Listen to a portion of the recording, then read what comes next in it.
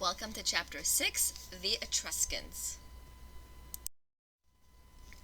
The topics and themes for Chapter 6 are the origins of the Etruscans, Etruscan temples and their gods, and their relationship to the Greek temples, Etruscan burial practices, tombs and images, role of Etruscan women, influence of Greek art on the Etruscans, the rise of Rome, and finally, Etruscan view of life and death. As always, we love looking at maps to know where we are. So now we're on the Italian peninsula, and you can see that little box with the red arrow pointing to a bit of a bigger portion of that. That's the region that we're going to spend our time in for Chapter 6. As you can see, clearly Rome is identified. So the Etruscans will be the people that are in this area before the Roman world as we know it will come to be. So now we're making connections between the Etruscans and the Romans, just as in the last chapter we made connections between the Aegeans and the Greeks. And this is getting closer to the Italian peninsula, so you can kind of see some of these regions more clearly. And in the map on the right, I just want to point out the orange area, and you see it's noted as Etruria. Now, the Etruscans, very much like the Greeks, are made up of city-states. So they don't consider themselves as kind of one big, large people. Like there's no sense of nationalism, but it is kind of this loyalty to the state, and as to the individual city-state. And as the Greek city-states had, they are culturally, religiously connected, but politically they're independent, and that's really important. So as historians, when we say Etruria, we're just really talking about the region where they lived. We're not really talking about this idea of a bigger nation called Etruria. And so some of the areas that we'll be focusing in, you'll see them referenced with the artwork and the temple model and the tombs, are Tarquinia, Cerveteri, VA, and then of course Rome will also come into the picture, because we'll talk about the founding of Rome and what happens, and then in chapter 7 we will talk about the Roman Republic and the Roman Empire. Let's look at a simplified timeline first. So the Villanovan culture is about 900 to about 750. And then the Etruscans that we're looking at about 750 to 100 BC. Now in the next couple of slides I'll explain about why we call it Villanovan. But what I want you to see here is how these align themselves with the periods in Greece that we've already looked at, the geometric and the archaic. And then we'll start to build up on this primary timeline of ours. Okay, so I know from that simple timeline this one might look too overwhelming, but don't worry, we're going to kind of take it step by step. I wanted you to see all of it because chapters 6 and 7 are linked together in so many ways. So we're looking at the Etruscans, and you can see that with 750 to 100 BC. I'll mention about the Villanovans in just a second in the next slide. But we want to think about how Rome is created, and then the Etruscans have their king in Rome, and then the Romans kick them out, and so on, which is where we'll get our Roman Republic and the Roman Empire for chapter 7. Just kind of have this handy, keep coming back to it, and you can continue to make notes. But you will see this timeline a few more times, but I just wanted to introduce it now because it's important for you to kind of have that overall framework before we can dive into specifically looking at the Etruscans. Alright, let's do some background about the Etruscans. Villanova is our first bullet.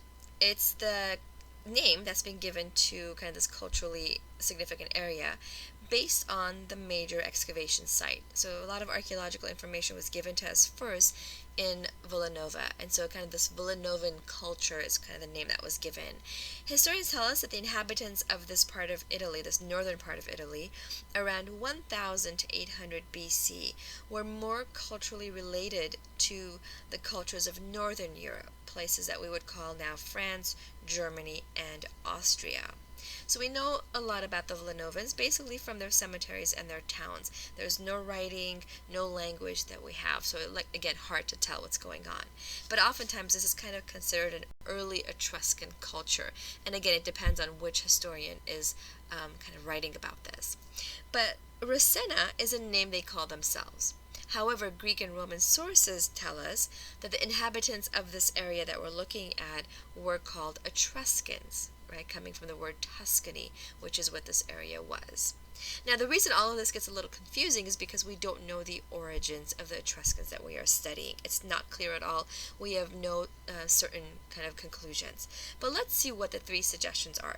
First of all, there's Herodotus. He's a 5th century Greek historian, and he tells us that they left their homeland of Lydia in Asia Minor around 1200 BC. And they were led by their king, which is really interesting. And this is where we want to think about why. So historians say this is probably plausible because it was around this time that the Syrians, remember them, right? They were creating chaos in this area, and a lot of the inhabitants wanted to leave. Now, there are two supportive points for this theory, this number one of Herodotus telling us they left Lydia. First of all, there's recent DNA sampling that links up these two cultures. Second of all, there's archaeological support because burial customs in Asia Minor are similar to what we will find with the Etruscans here. So 2 points of support. Let's move on to number 2 here with the origins. Dionysius is another Greek historian. He's writing a little bit later than Herodotus. He's writing in the 1st century BC.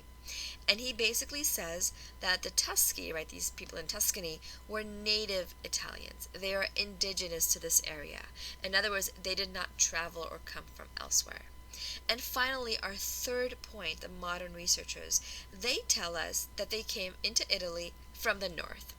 So here you've got one historian who says they came from Asia Minor, Lydia specifically, another one who says that they were native and indigenous to the area, and the third one who says that they have come from the north.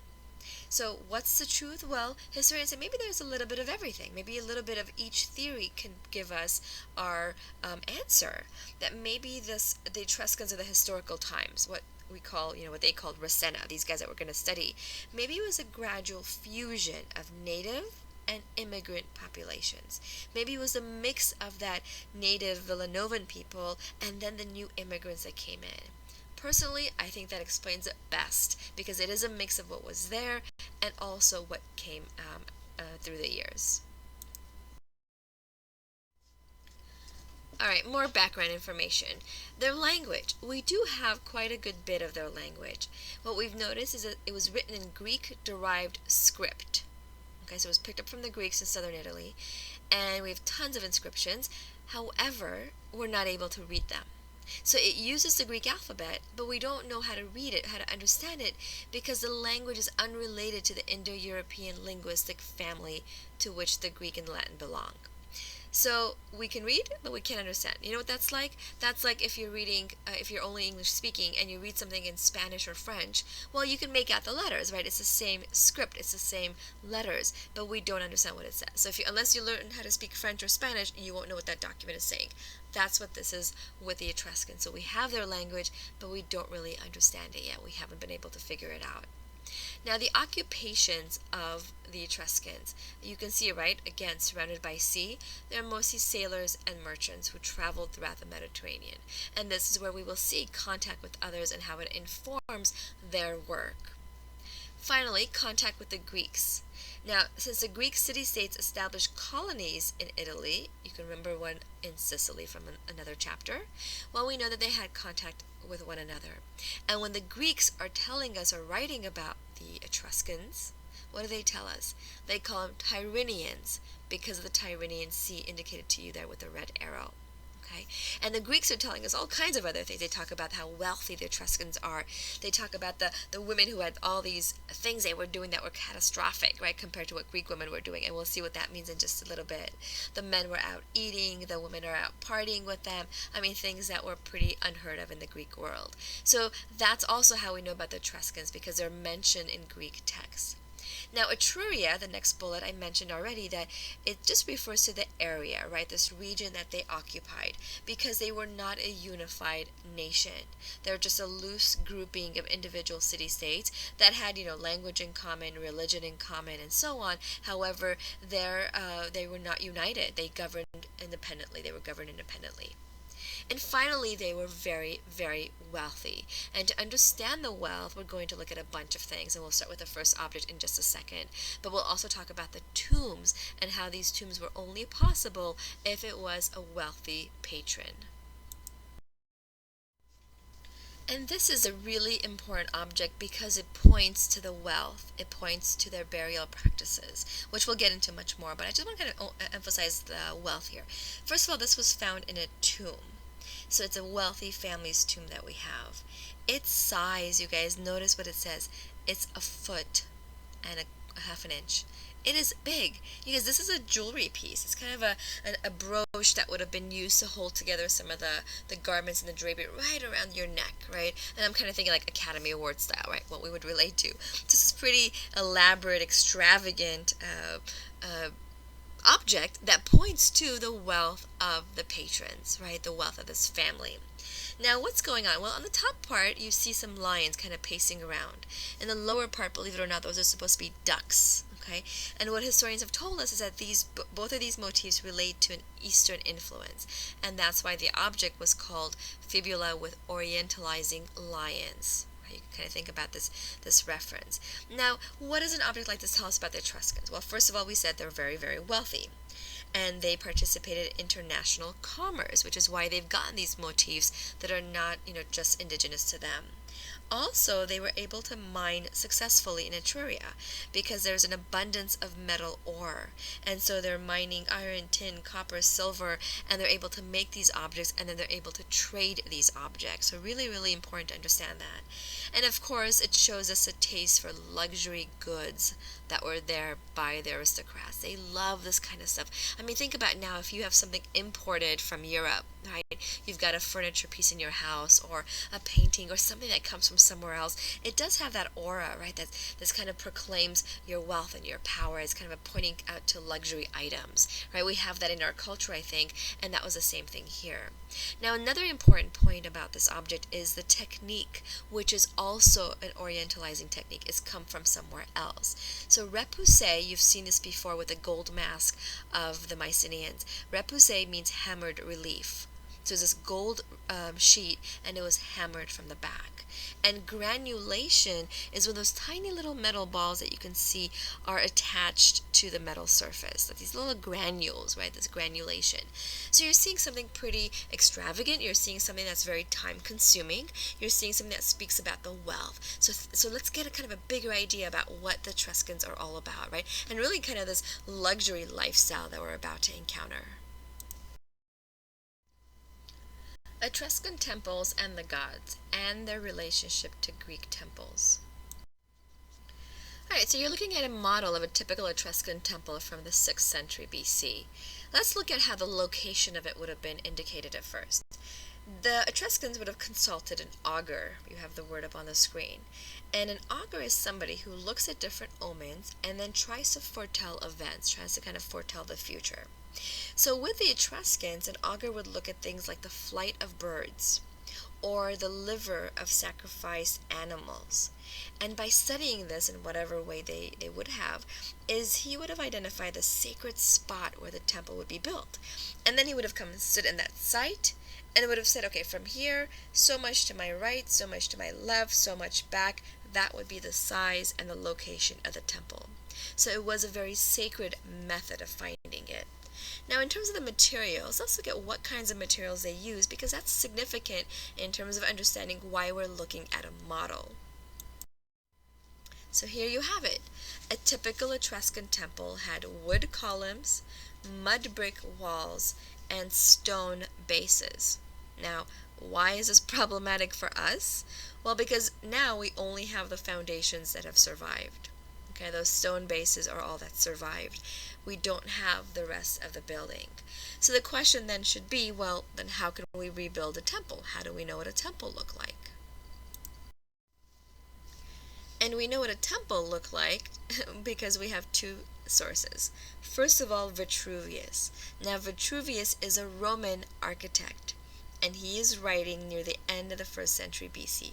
So many years after these temples are built. However, the Romans had access to them, and we're going to get to why that was the case at the end of the chapter. But the Romans are living in the same area. So they've seen it.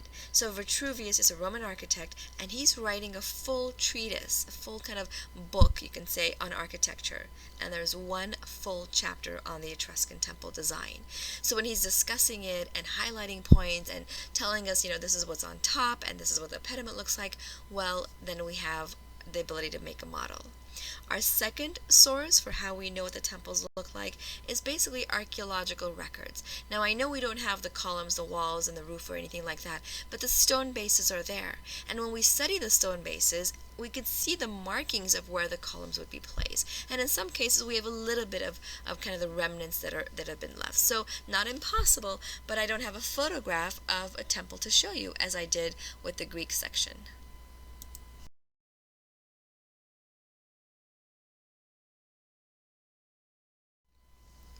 Let's look at the model itself, the temple, and a ground plan. Now, I just want to point out that this ground plan isn't specifically the specific temple that we're looking at, because our temple is a little bit wider than the ground plan reveals on the right side. But nonetheless, very important things to understand about the temple. As you can see, it looks like a typical temple, right? Columns, elevated, has a pediment, entrance into the cella. The kind of the typical features of a temple are certainly there. And then looking at the ground plan, you notice that first of all, the cella is actually divided into three, right? And some of us even just say it has three cellas, okay? And each of these would be for a specific god. So you can see that one temple can have several gods within it, and it would often be reserved for their chief gods. And then we notice the front porch. It's a pretty deep porch, almost as big as the cella itself is, right?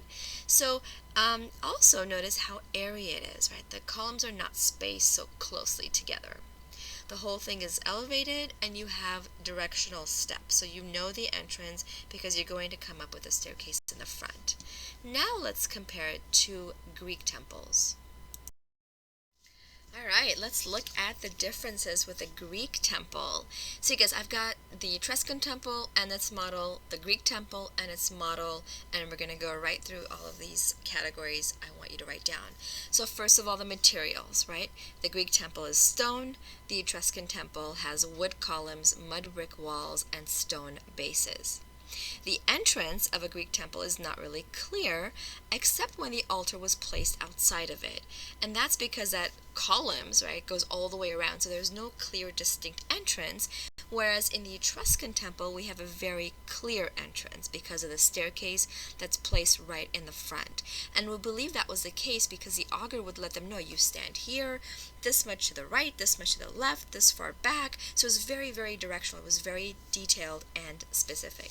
Now, they are both elevated, which is very significant, and you've seen that all semester about important things being off the ground, whether it's the king's feet or the massive palace or it's the temple, right? So the elevation is very important. However, in the Greek temple, it's on 3 steps, and that goes all the way around, whereas in the Etruscan temple, it's a high podium that it's placed on. Next point, the columns. In a Greek temple, the columns go all the way around. That's called peripteral, a vocabulary word you encountered in the last unit.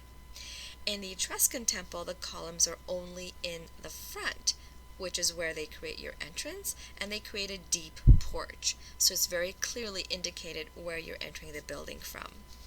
Also, our columns for the Greeks are, in this case, are Doric columns, right? No base and simple capitals. Whereas the columns for an Etruscan temple we just call Tuscan columns because they're found in Tuscany. And those are made of wood, right, not stone. They're unfluted, which means they're very smooth. They don't have those ridges as they do in the Greek temple. And they do have bases. So you're seeing at the features, the forms of a column are similar, but it looks different with the Etruscans. The Greek temple has columns that are placed closer together because it's a heavy structure. It needs to hold it up. Whereas in the Etruscan temple, your columns are widely spaced because it's a lighter piece. I mean, it's wood and mud brick. That is not as heavy as stone is. Your Greek temple has one large cella. Okay, that's the naos. Your Etruscan temple has several cella, and in this example that we're looking at, there are 3. They both have pediments. However, the Greek temple would have had pediments that had sculpture in it, whereas the Etruscan temple did not. So where is the decoration? For the Greek temple, the decoration is found in the pediments and the frieze, and the decorations are made of stone. For the Etruscan temple, as you can see, the decoration is found on the roof, and these are made of terracotta, which is baked clay. And all of these together, you guys, one of the points I also want to make in kind of when we try to make the connection with the Greek and the Etruscan temple is the Etruscan temple has the colonnade only in the front, right? And that is significant because we're going to see what happens when we look at the Roman temples. We mentioned that the terracotta sculptures of the Etruscans would be found on the roof of their temples, and here we have one example, Apollo. The location of this is really significant because we believe it was placed on the ridgepole of the Temple of Apollo at Veii. So you can see Veii located on the map with the yellow arrow, and then you can see where we think it would have been placed on a kind of the actual temple, not this model, of course, but on the ridgepole indicated with the red arrow. So here's the thing with this work, you guys. It was discovered in 1916, and that's significant because up until then a lot of people just thought Etruscans were copying the Greeks. There was no originality, but when we find something like this and the energy and the action and the movement of this piece, it allowed historians to reevaluate how we perceived Etruscan artwork. So it's a really significant discovery that enabled a re-evaluation or an analysis once again of Etruscan originality. So Apollo, first of all, is the god of light and music. He's a great archer, right? He's a son of Zeus and Leto. Kind of a young, beautiful god is depicted here. How would we describe this figure? Well, look at the movement, right? He's in a powerful stride. It's a lot of force, an extraordinary force, and energy, kind of enthusiasm in the piece. You can see the arms, though they're gone, you can see what would have been kind of this powerful movement forward. And yes, I am moving as I'm trying to demonstrate this with a lecture. Look at the muscles, right? These kind of contours of the calf muscles that are really indicating a strong body of this god that's depicted here. We also know that this would have been painted, so some of these areas, and you can kind of see the remnant of the paint in the sculpture here as well, but it would have been painted, so it would have added to the liveliness of the work. Now that's something to keep in mind about Etruscan artwork. It's energetic, it's lively, it's active, it's powerful, it's exciting, right?